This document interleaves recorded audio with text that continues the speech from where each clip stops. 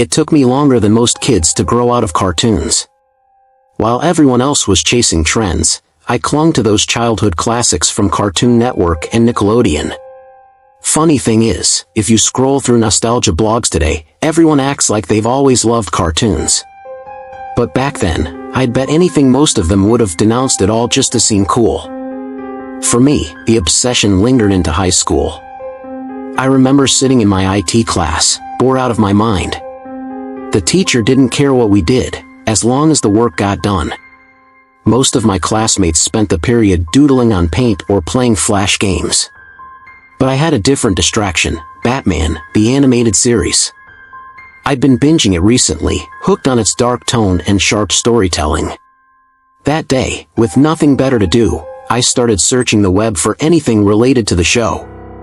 First, I looked up trivia, uncovering pages of random facts. Then I found interviews about the behind-the-scenes production, which were cool at first but got repetitive. So, I shifted gears and looked up fan sites. I stumbled on blogs full of fanfiction and theories, even a few hate pages that annoyed me but couldn't hold my attention. Eventually, I reached the deeper corners of the internet, the kind of pages you only find after hitting double digits in the search results. There were role-playing forums, illegal streaming links, and even some guy who reenacted episodes in full costume. I clicked through them all, mindlessly, until I landed on a plain, amateur-looking page. The site was simple, almost too simple. Just a standard declaration of love for the show, followed by pages of detailed commentary on each episode. I was intrigued. But just as I started reading, a pop-up interrupted me. You have been selected for a chance to win $100,000. I froze. My parents had drilled it into me to avoid anything too good to be true online. But at that age, I was just cocky enough to think maybe, just maybe, this was meant for me. Destiny, right? I hesitated, then clicked. The pop-up led to a questionnaire, each question appearing one at a time. The first was simple. What year did Batman, the animated series, premiere? Luckily, I knew my stuff. I confidently clicked the right answer, and the screen flashed green, correct. A thrill shot through me. This could be it. My shot at something huge. The next question appeared. What is your name? My heart skipped. Every warning I'd ever heard about the dangers of sharing personal info online came rushing back. But class was ending soon, and I didn't have much time to think. If I answered, I could regret it. If I left it, this once-in-a-lifetime opportunity might slip through my fingers. I glanced around the room, panicked, searching for inspiration. My eyes landed on my classmates. That's when it hit me. I didn't have to use my real name. But whose name could I use? First, I looked at my best friend. He'd understand if this turned out legit, right? If we split the money?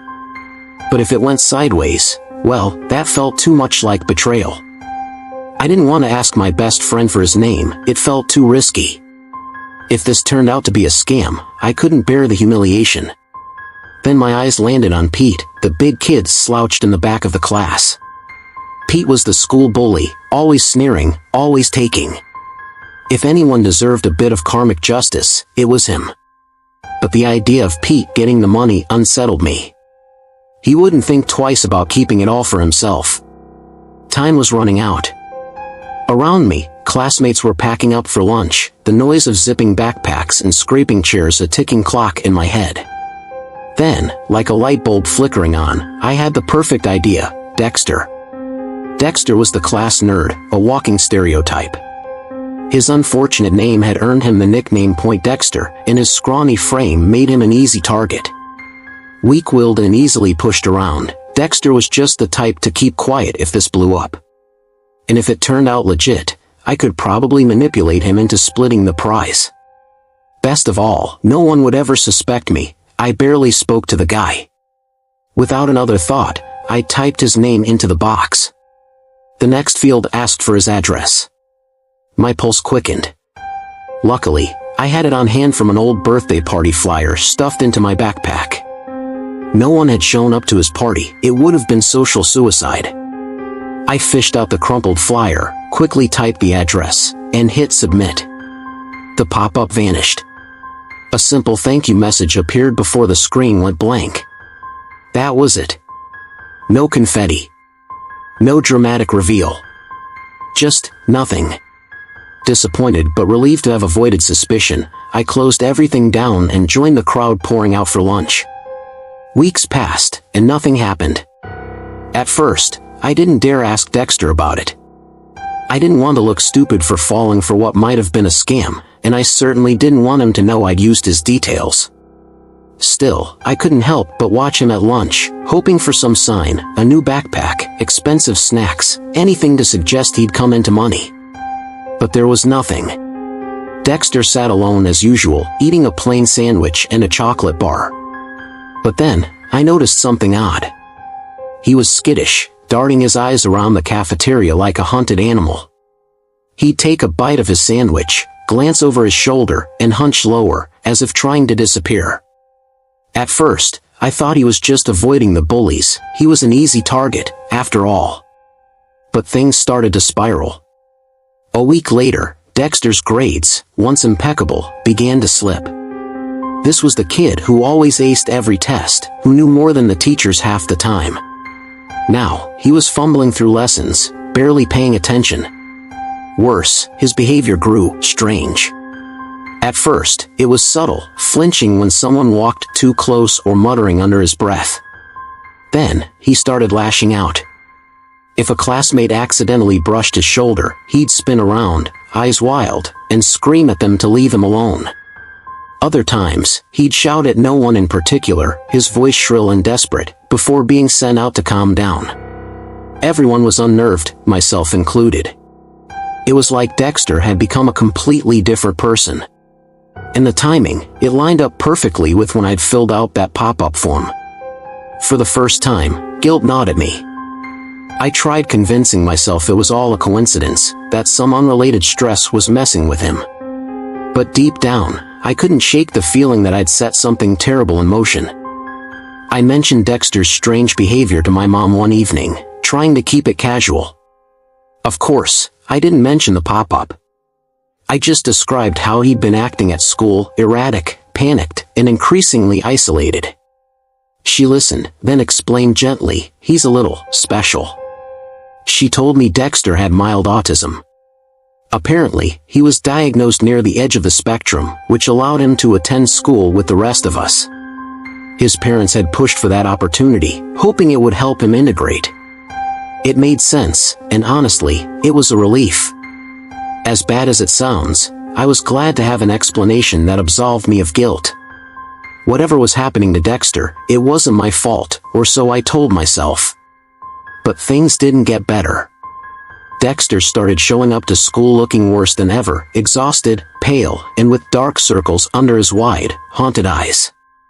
He rarely lasted more than 10 minutes in class before his outbursts forced the teachers to send him out. The worst part? He wasn't even trying to participate anymore. He'd just sit there, staring blankly out the window, his hands gripping the edges of his desk like he was bracing for something. And when the screaming started, it was bone-chilling, like he was seeing something no one else could. Eventually, he stopped coming to school altogether. I asked my parents about it, but their answers were vague, evasive. The other kids had similar experiences. Everyone's parents seemed to be reading from the same script, don't worry about it. A week later, we were all told the same story. Dexter had been moved to a special needs school better equipped to handle his condition. It sounded plausible enough, but something about it felt off. The whispers among the students didn't help. Some of them doubted the story entirely, but no one could prove otherwise. And then I found out the truth. Dexter hadn't moved. He'd been kidnapped. It wasn't a rumor. It wasn't speculation. It was real. The details were grim, but I pieced them together bit by bit. His parents woke up one morning to find his bed empty and a note left behind. The writing was jagged, erratic, and barely legible, but one phrase was scrawled over and over. Dexter is a greedy boy. Dexter is a greedy boy. Dexter is a greedy boy. The police conducted a quiet search operation, combing through the town to avoid panicking the community. They eventually found him in an abandoned warehouse on the outskirts of an industrial estate. Or rather, they found what was left of him. Dexter's body had been grotesquely mutilated. His chest was stuffed with coins and banknotes, like a macabre piggy bank. The money had been identified as stolen from a nearby bank just days before. And the other things they found, I can't bring myself to describe them. The authorities decided to keep the truth from us kids. They said there was no point in traumatizing us, especially since the evidence suggested this wasn't some random act of violence. It had been meticulously planned, targeted, and, according to them, a one-off incident. There was no clear motive. No suspect. Nothing to explain why Dexter had been chosen. But I know. I think I got my classmate killed.